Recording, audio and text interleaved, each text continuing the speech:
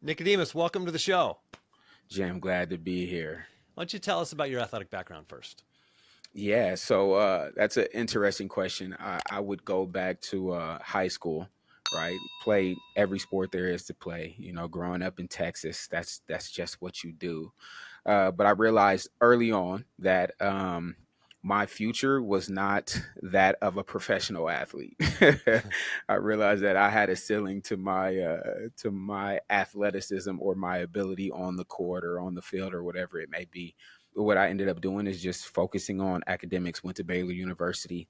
Originally went to Baylor University thinking that I was going to be a anesthesiologist, wanted to be a doctor, so studying biology there. Was fortunate enough to have an older brother who was also studying biology. He wanted to be a neurologist. And then I guess you can say that would be our reintroduction into the athletic world going into our junior year. For reasons unknown still, my brother decided he wanted to be a performance coach, right? So he came home one day and we sat down and he expressed like, hey, our dream of being doctors and working together, I don't know about that anymore. I think I want to be a performance coach or a strength and conditioning coach. At the time I was confused, what is that, right? And he explained it as, hey, they're kind of the person that's behind the scenes that helps athletes develop, right? They form good relationships, train them in the weight room, have various other different roles. But I really love it. We love sports. I'm the younger brother, so I dove in head first, right? And now we're what, too many years beyond that, probably about 18, 19 years past that, and we've dedicated our life to performance coaching and working with young athletes. So, I've heard people say in the past, don't work with a coach who hasn't done what you're trying to do. Hmm. You haven't won NBA championships, but you work with NBA champions. Yes. How do you how do you defend that statement? I know how I defend it, but because I think my coaches. uh, I was an All-American wrestler, and my best coaches, weren't All-Americans. So, but anyway, yeah. go ahead. One thing that you have to be a good coach is character. And character does not discriminate to athletes or non-athletes. I think that is the number one thing that you want from a good coach, right? The one thing that qualifies you to be a good coach is good character, right? You could have wins and losses on paper. That does not make you a good coach, right? Obviously, you want to win championships, but I think that the thing that qualifies you the most to be a good coach is character. The other thing is credibility, and that comes with time, that comes with building trust. And then additional to that, you want to have an understanding and a knowledge of the game. We see the rise in data and analytics in the NBA collegiately and things of that nature, so there's a plethora of information, and you have to take it upon yourself to study. I don't necessarily believe in that philosophy, Yeah, because there are some great coaches at all levels who didn't play, totally. but they were obsessed with the game and And they there's so gave much more themselves than dribbling a basketball that goes so into much. basketball, for example, right? And Exactly. you're studying performance and mindset and all these other things that go into performance that don't involve holding an orange ball in your hand or whatever sport it might be. That's exactly it. So tell us more about what you do now. So I spent what, the better half of 10 years as a performance director at various universities. I started off at Stanford, went to Purdue University, spent some time at Purdue, University of Tennessee, the University of Missouri, and the University of California at Berkeley. Those stops were with the same head coach. So he and I had such a great relationship that wherever he went, I went. And I was his performance coach. I was his strength and conditioning coach. Fortunately, at each of those universities, I had the opportunity to be the director of performance. So, with that came a ton of responsibility in terms of developing frameworks and infrastructure regarding developing these athletes, right? What is performance? How do you improve performance? And how do you communicate that in a way that the athletes understand it, the coaches understand it, administration understands it, and you get the results. So it was through that time, loved it, enjoy it. But I realized that as a performance director, collegiately, specifically at that time, we've come a little bit further now. I felt like you were only allowed to address what I call one of the seven dimensions of well being. right? I think that if you're looking at the whole person or the whole athlete, whatever descriptive you want to use, I think that there are 7 different dimensions that have to be fed and that you have to pay attention to.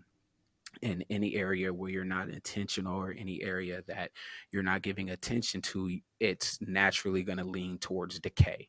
So you're getting worse.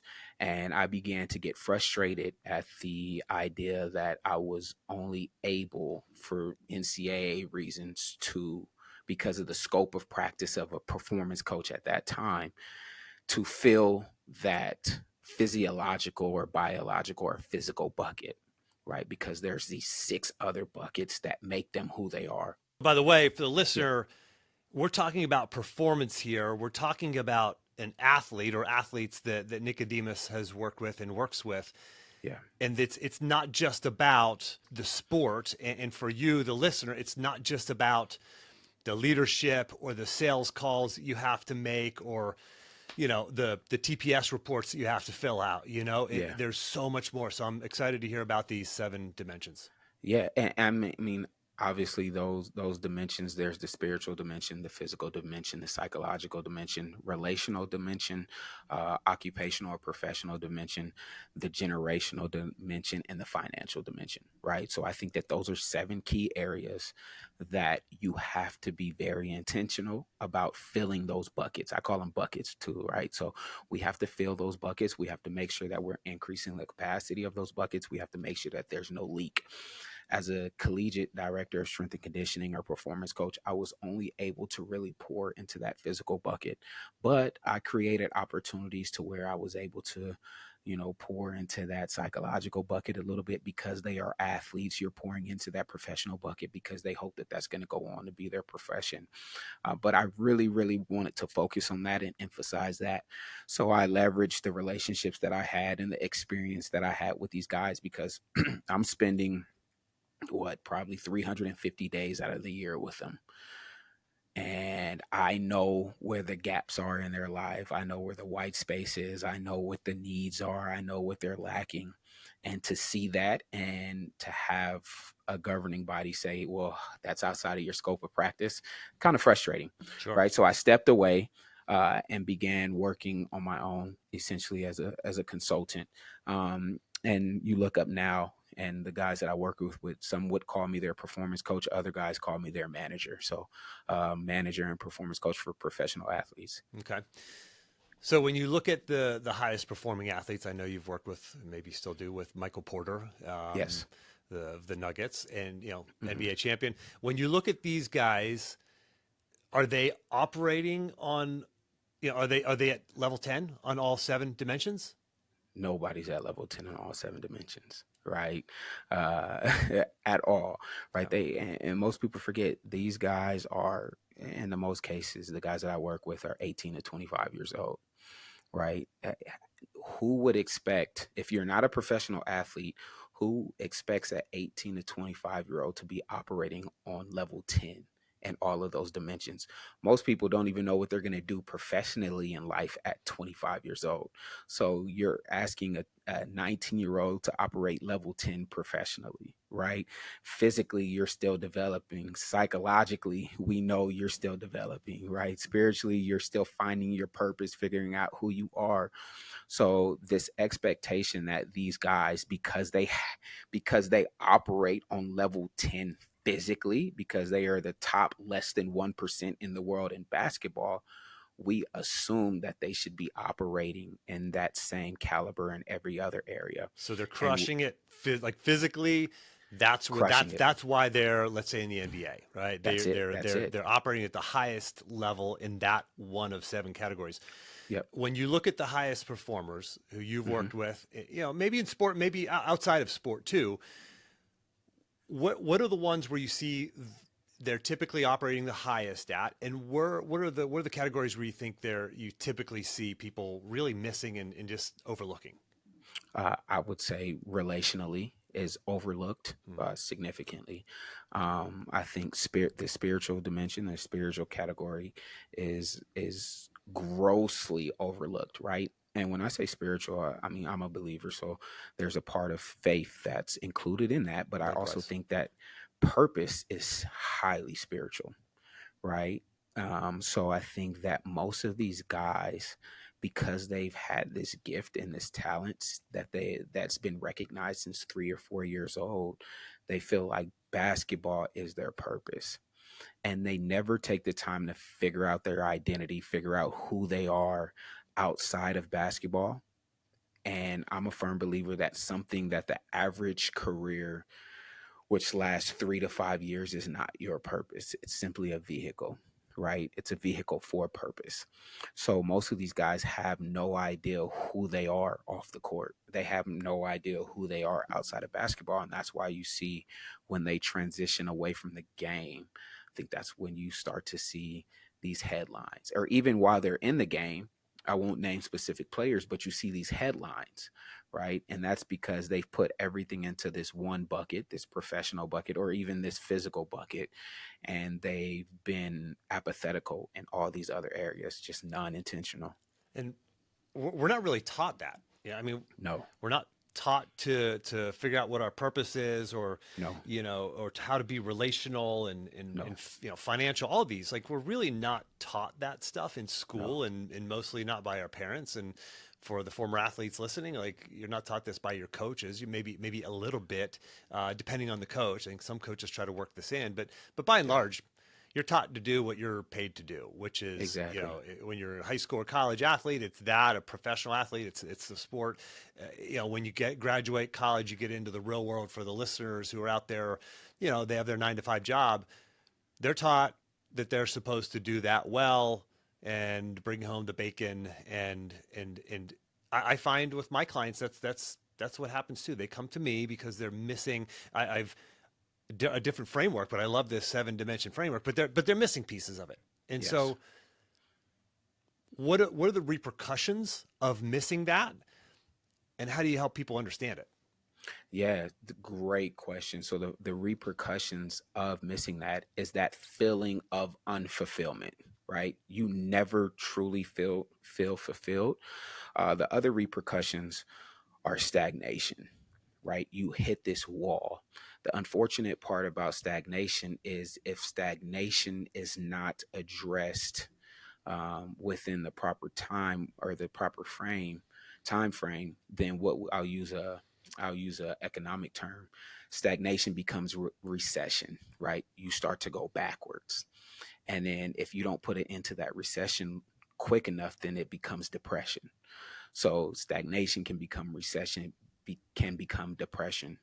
So I think that those have to be dealt with immediately. Most of these guys have never heard this word order.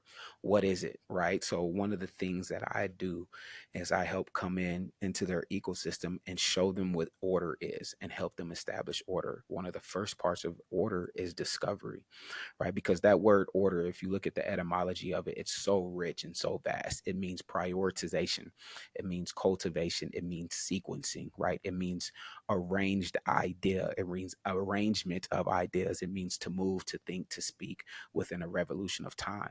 So we take all these concepts that the etymology of order means, and we teach them how to move, right? We teach them how to think, how to speak based off of the original intent and the original purpose for their life. That's why discovery is extremely important in sports specifically. And I would say in sports and business, we focus on development first. Everybody focuses on development. Like, that's a buzzword, growth and development. But it is my belief that you cannot properly develop someone without the phase of discovery first. We grossly miss this phase of discovery, right? Because you could be developing on top of a bad framework or a bad foundation. The best foundation for all of us is being able to answer two questions: who am I? And why am I here? Hmm. So that's where we start. That's the priority, right? That's our first priority, is trying to figure out who are you and why are you here. Once we figure that out, we can create what I like to refer to as alignment in our lives. So everything else is put in its proper place based off of who am I and why am I here. Do you have a process that you walk people through to, like, those are big, hard. scary questions to address. I mean, it's easier to just like go to work, it's easier Yeah. to like check my email, Yeah. those are big. Like, how do you help people with that? It takes time. It takes a lot of time. I talk about it in the book out of order, but one of the first things that we do is there's this acronym SHAPE, right? So we look at what are some of your unique passions, right? That's the P in shape. What are some of your unique passions? The E in shape, or what are some of your unique experiences? What is your unique attitude? What is it about you, whether you're introverted or extroverted, that makes that adds that? What about your attitude is to your benefit, right? What's your heart? What do you really desire in life, right? So we look at all these different aspects. Another thing that we do is we look at your through line. I believe that if I can look over the course of my life, I think that there is a thread of something that has always been present, right? For me, for example, a thread that's always been present is I don't like lack and I don't like need. I've always been able to walk in a room and identify what's lacking, what's needed, what's missing, right? So now it's interesting that I've dedicated my life to helping other people observe that and fill those gaps, right? So that they can produce everything that they were designed and created to produce. So yeah, um, there's so many different questions that you can ask yourself. There's a lot that goes to that framework, but it takes time, Yeah. because you take, even at 18 years old, right? Let's say I get a young guy who's 18 years old. He spent 18 years, specifically athletes, and you take the 30-year-old businessman and the 18-year-old athlete or the 21-year-old athlete. They've spent the majority of their life being told who they are, right? That athlete, from the second everybody finds out you're good, 10, 11 years old, everybody's telling you who you are. Everybody's telling you what you want to hear or what they think you want to hear. So you've never really taken the time to figure out who you are. That elite level businessman, everybody's telling you what you want to hear a lot of the times, right? And the higher you climb up that ladder, it starts, you might go to the Whartons, you might go to the Yales, you might go to the Harvards. Like, this idea and this mentality or this persona is being framed for you, and you never take the time to figure out who you are. So yeah, that discovery piece is huge. This is all based on a concept that I talk about a lot, and my listeners have heard me talk about this many times over the years. But this kind of work, which is the most important work that you can do, Hmm. period. This is for anybody, for athletes, for business leaders, for anybody at any level, is to hit the pause button and do this work. This doesn't Hmm. happen by waking up and doing the same thing today for no better reason than that's what I did yesterday, and waking up tomorrow and doing the same thing tomorrow for no better reason than that's what I did today, right? That's just Absolutely. going about our day and drifting through life. You have to stop, work with a guy like Nicodemus or myself or one of our coaches, and like somebody who's an expert at this, who can ask you the right questions. You mentioned questions, right? There are a lot of questions that you use to draw this out of people. Like, you don't Yes. have to create this from thin air. Like, you're No. drawing this out of them through questions. And so the concept we use is called the productive pause. And the productive pause, we define it as it's a short period of focused reflection around specific questions that leads to clarity of action and peace of Hmm. mind. I mean, clarity of action, peace of mind. I mean, this is what you're giving people, is, who Exactly. are unfulfilled, who are maybe in stagnation, moving to Yeah. recession, potentially moving to depression. Yeah. You have to do the productive pause to reverse that, find the clarity of action, find the peace of mind, and find the purpose, and start fulfilling, these seven different dimensions. And you know what? The thing that I love about that, the productive pause, I had to write that down. That's a great way of thinking about it.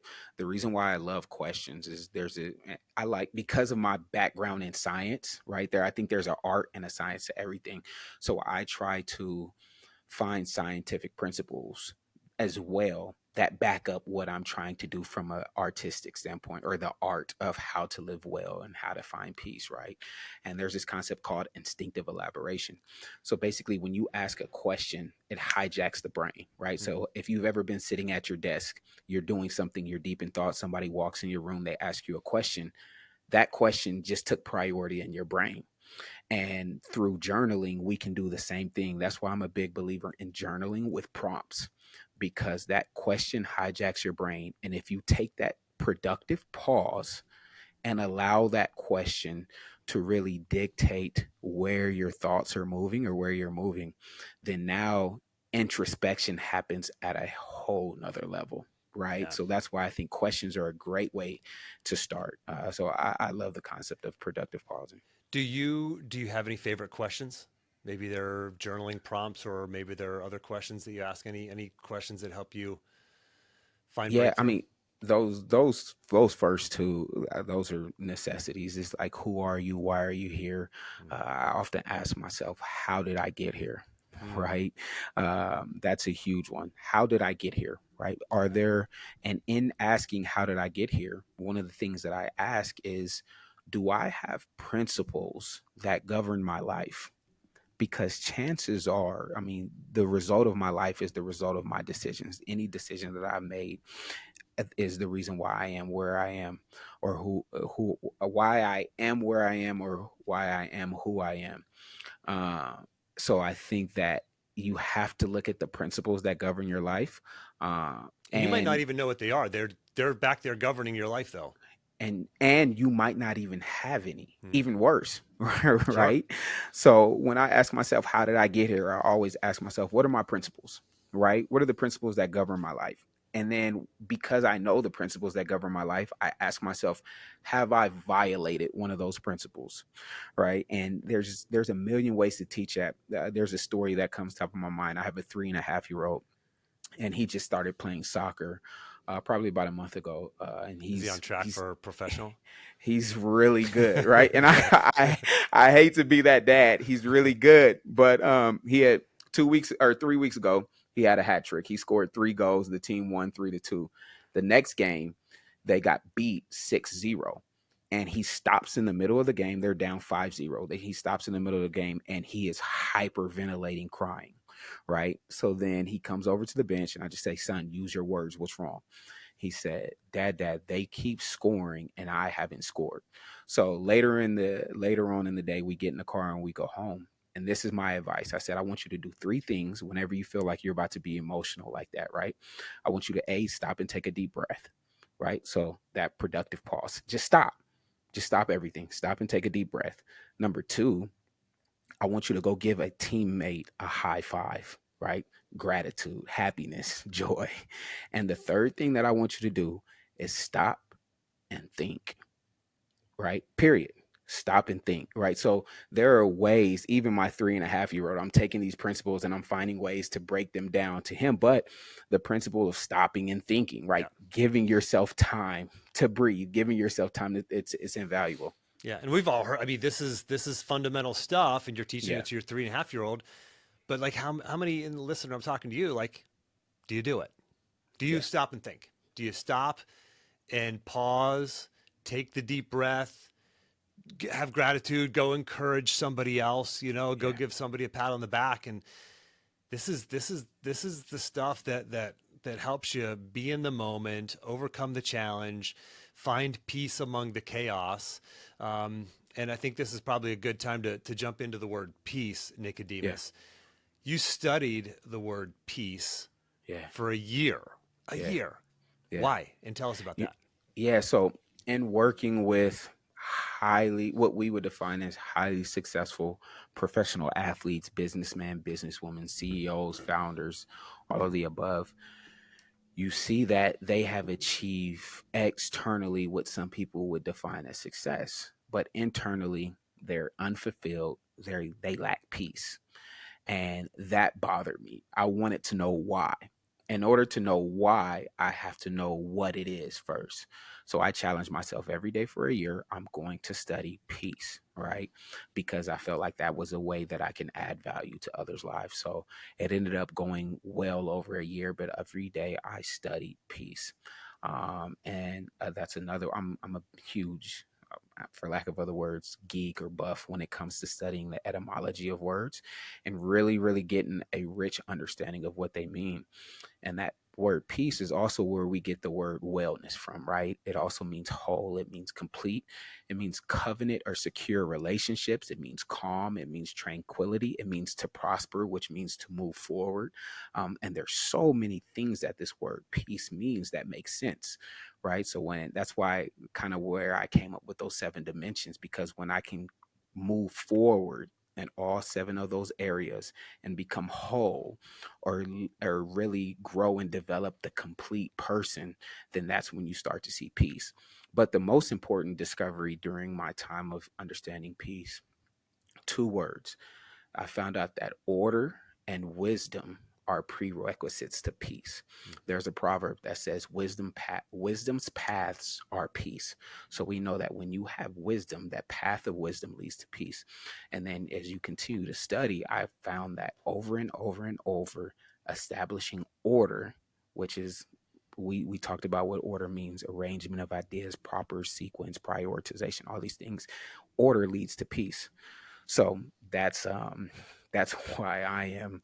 If you were to ask me to describe in 2 words what I do every day for elite level athletes or businessmen, businesswoman, CEO, establish order, right? Because I think that that's the beginning of the journey to peace, and then you can move forward from there. So if you're having on a call, having a session with a client, Mhm. what does that look like for you? I mean, Pete, like having identity, creating order. Is that? I mean, what is it? Is it sorting out I, challenges that they're dealing with? Is it writing down what they need yeah, to be working on? What does that look like? this is one of the first things we'll do, and it goes back to a question that you asked: what are some exercises you can do? We'll write down all 7 dimensions, right? Spiritual, physical, financial, all of them. And I want you to rank from 1 to 10 where you are in every area, right? And usually you're going to see, right, 10 being I'm great, 1 being ouch, right? Yeah.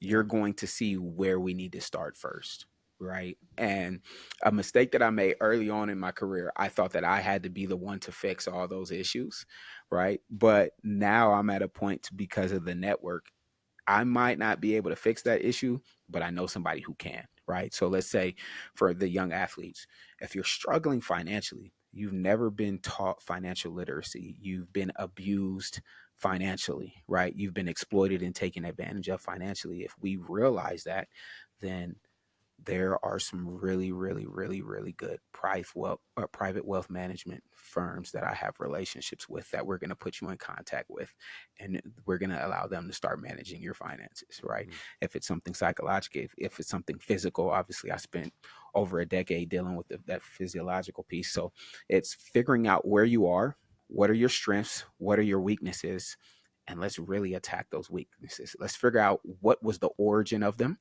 how did it come about, how can we improve them, right? And we're working together, we're partnering together to improve in each of those areas. Yeah. For the listener, this is work that you've got to do, Mhm. and you're on the inside of the jar trying to read the label. It's hard Mhm. for you to do this on your own. This is Yeah, why Nicodemus and I have jobs and clients yeah. that we get to work with. Like it's just hard to do this on your own. The same way And it's hard to do therapy on your own. I love the way that you put it, like on the inside out. You can't read the label in the jar. The way Yep. that I put it, we all have blind spots in life. Yep. Like pride doesn't want us to admit that, but I'm sure you, both you and I know I do for sure. I'm sure you do. I have someone that's coaching me, Yep. right? Of course. Because I have blind spots in my life that I just can't not see. So I need someone who can hold me accountable, who can be transparent and authentic and help me grow, right? Because that word peace, prosper, to move forward. I want to continue to move forward in every area of my life. So having someone in your life, that's why I admire the work that you're doing, Jim. Having someone in your life that can see what you can't see, help you process that, help you come up with solutions to it. It's invaluable. That's you're finding peace. Yeah. Yeah. And so many people think that number one, I shouldn't need that. I should be able to do this on my own. What's wrong Yeah. with me if I need to hire a coach or a therapist or there's other Well, people on the team too, like a financial advisor. Like, you think you need to be able to do it on your own? Like, no, you don't. here you go. I'm gonna add science to it, right? In quantum physics, it's called the law of observation. I think it's also known as the QZE, quantum xenome effect. And they say that observation prevents decay from a particle going from state A to state B.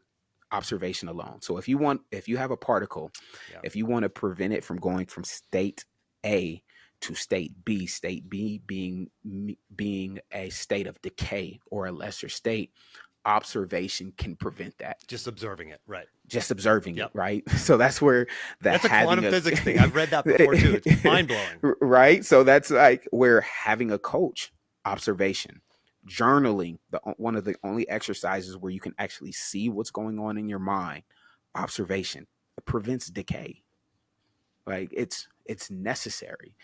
It's absolutely necessary. Here's another one that I read recently. I'm surprised that I just recently found this too, but there's something called the Hawthorne effect. And it is Okay. simply this idea that observing behavior Mm. changes behavior. Like Yes. just observation, tracking, writing down goals, writing down action items, having a conversation with a coach or a therapist, simply having that conversation, simply observing, talking about, bringing it to a level of awareness where it's conscious as opposed to in the background.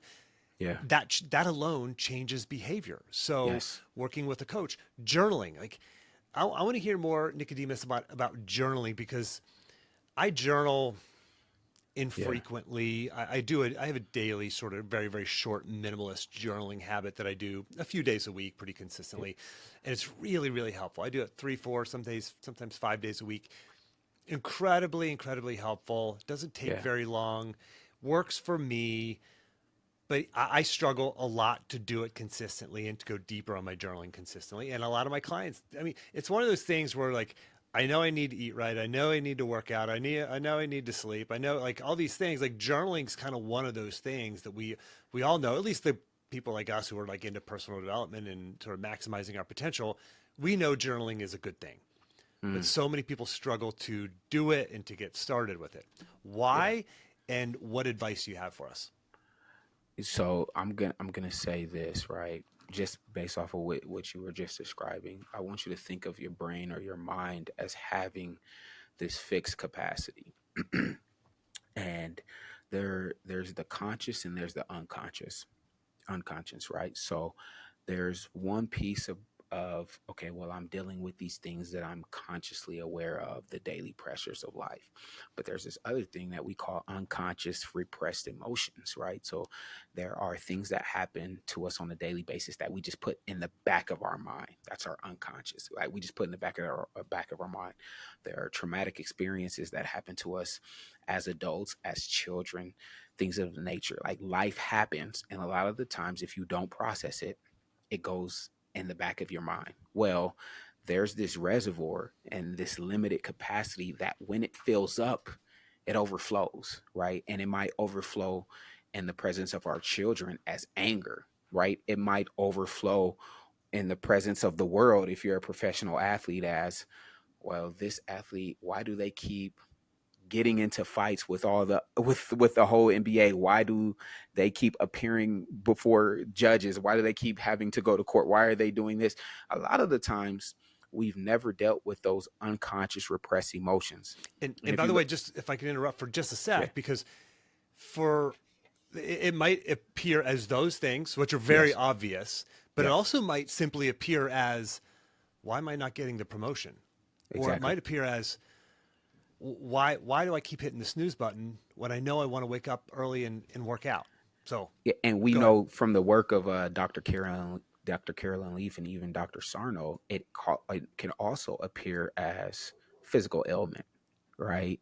Yep. Some of those ailments that result from a high amount of inflammation because you're always in that sympathetic state. You're always in that fight or flight. You never come back into that parasympathetic rest and relax and digest. So one of the things that journaling helps you do is it helps you to empty that reservoir. Right. So now you're no longer at capacity. I put it on paper. That alone is a huge step. Getting it out of your unconscious, right, where that reservoir is overflowing and it's showing up as physical ailment or emotional responses or procrastination, as you mentioned, or whatever it might be. The other part about it is now I get to see exactly what's going on, right? And I get to be introspective, and I'm huge on self evaluation. Like, what are the things that have actually been holding me back in life? I get to see it now, right? Whether I knew it before or didn't know it. And now I get to process it. The other thing that I like about journaling, I'll use another finance term, like it's checks and balances, right? If you check your bank statement because you want to know what's in the bank, you want to know what's coming in, what's going out, journaling is that for your mind, right? Yeah. What's going in, what's coming out, like what's being deposited on a regular basis, like where my biggest expenditures going towards. So I just think that it's I mean, accountability, self accountability, self evaluation, it's huge. Yeah. It's huge. It's Yeah. huge. It's one of the easiest productive pauses that you can do. So I mean, it's a part of. I'm a big believer in having non-negotiables, right? And that's a non-negotiable for me. It's Yeah. one of those things Do you where journal every day? yes, have Like your to, buddy right? Josh, our mutual friend now, Josh Bonital, he works Yeah, out every day. It's a non-negotiable for him. yeah. Josh is a that's a madman. But even Yeah. I mean, and it takes different forms, right? It's some days it's just a gratitude journaling. So I Mm, will take 5 minutes and make a list of everything I'm thankful for, and that's it, so great. right? Yeah. Yeah. For the listener who wants to take action on what you shared here, Nicodemus, what's one action item that they can do in the next 24 to 48 hours to start taking action on this? I'd say take out a pen, take out a piece of paper, and answer the question, who am I? Or at least start the process. Just write at the top of the paper, who am I? And start to write down and start to list all of the things that you feel define or make you who you are and process that. Think about it. Yep. You don't have to come up with the answer that morning, that day, It's that afternoon. you Start probably it. won't come You up won't. with the Right. answer Right. that day or that, but you're starting something that's Yeah. extremely transformative. Totally. Nicodemus, for people who want to find you, follow you, buy your book, etc., where can they go? Yeah, so I'm on LinkedIn, Nicodemus Christopher, Instagram, Sir Lift a Lot from my days where I used to lift a lot. And then you can find me, yeah, on either of those platforms. The book is sold exclusively on Amazon. It's Out of Order, unleashing the power of journaling to draw you out of chaos and into fulfillment. You can find that on Amazon. And then I will also give you my email address. My email address is livinghabitually@gmail.com. LivingHabitually, habitually. And Okay. we could talk about that a whole nother day. There's a meaning to that. We'll put that But in the action plan for the listeners always. So exactly. Livinghabitually@gmail.com. excellent. Nicodemus, thank you so much for dropping wisdom on us today. Appreciate you. Thank you so much. I appreciate you having me.